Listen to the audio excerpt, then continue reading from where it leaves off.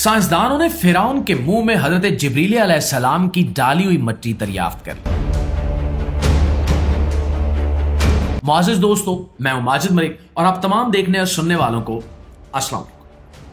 ناظرین، یہ کہانی اس شخص کی ہے جس نے غرور میں آ کر کہا تھا کہ میں تمہارا سب سے بڑا رب۔ اس نے اپنی دولت، اپنی طاقت اور اپنی سلطنت پر اتنا فخر کیا کہ خود کو مصر کا سچا خدا کہنے لگا۔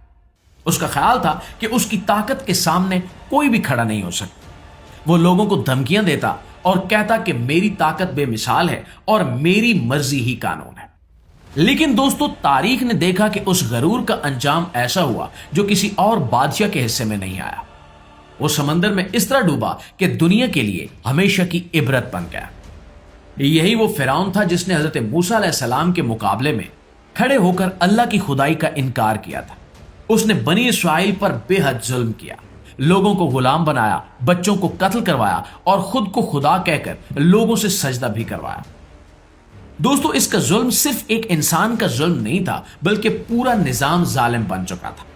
ہر طرف اس کا خوف تھا اور ہر شخص اس کے حکم کے آگے مجبور تھا۔ لیکن اللہ کی قدرت کے سامنے کسی بادشاہ کی طاقت کچھ نہیں ہوتی۔ پھر وہ وقت آیا جب حضرت موسیٰ علیہ السلام بنی اسرائیل کو لے کر مصر سے نکلے۔ فرعون کو خبر ہوئی تو وہ اپنے بڑے لشکر کے ساتھ ان کے پیچھے نکل پڑا۔ اس کے دل میں غرور تھا کہ وہ موسیٰ اور ان کے ساتھیوں کو کبھی بچنے نہیں دے گا۔ جب دونوں قافلے دریا کے قریب پہنچے تو بنی اسرائیل کو لگا کہ اب بچنا ممکن نہیں ہے۔ ایک طرف دریا تھا اور دوسری طرف فرعون کی بڑی فوج تھی۔ لیکن اللہ نے حضرت موسیٰ علیہ السلام کو حکم دیا کہ اپنے عصا سے دریا پر ضرب لگائیں۔ جیسے ہی عصا لگا، دریا کا پانی دو حصوں میں کھڑا ہو گیا اور درمیان میں سے ایک خشک راستہ بن گیا۔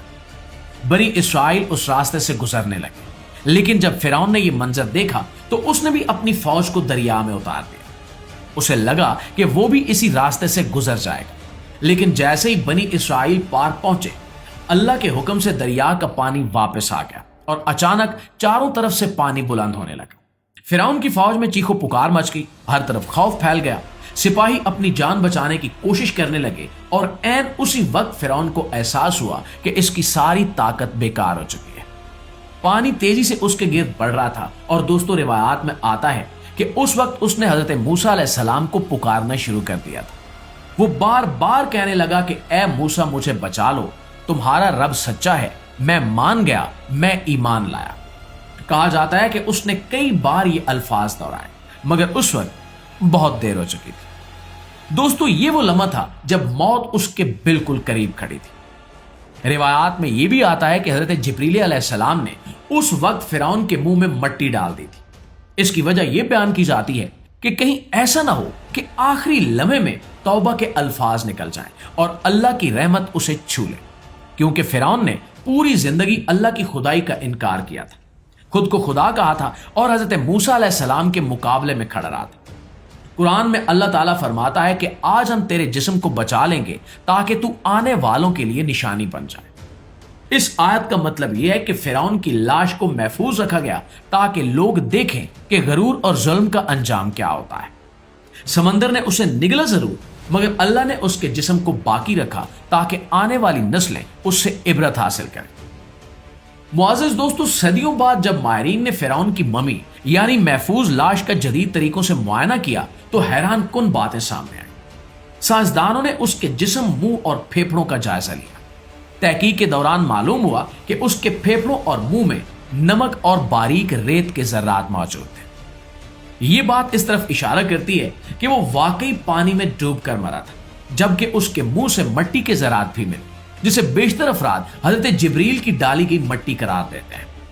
یہ دریافت بہت سے لوگوں کے لیے حیرت کا باعث بھی بنی، کیونکہ قرآن نے 1400 سال پہلے یہ بات بتا دی تھی کہ فرعون دریا میں ڈوبے گا اور اس کا جسم بعد میں لوگوں کے لیے عبرت کا نشان بنے گا۔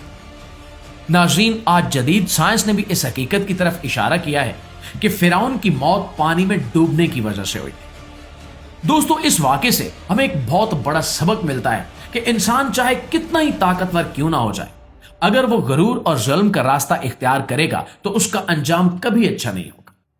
حقیقی توبہ وہی ہوتی ہے جو وقت پر کی جائے، جب انسان کے دل میں عاجزی ہو اور وہ سچے دل سے اللہ کی طرف رجوع کرے، لیکن اگر توبہ صرف موت کے خوف سے کی جائے تو وہ قبول نہیں ہوتی۔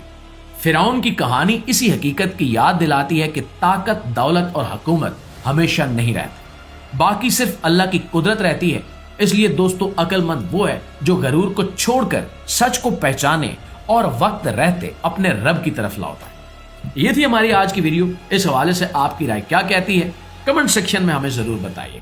ویڈیو اچھی لگی ہے، معلومات میں اضافے کا باعث بنی ہے تو ہماری اس کوشش کو صرف ایک لائک اور ایک شیئر ضرور دیجیے گا۔ انشاءاللہ آپ کی خدمت میں حاضر ہوتے ہیں ایک نئی ویڈیو کے ساتھ۔ تب تک اپنا ڈھیر سارا خیال رکھیے۔ اللہ نے کے بعد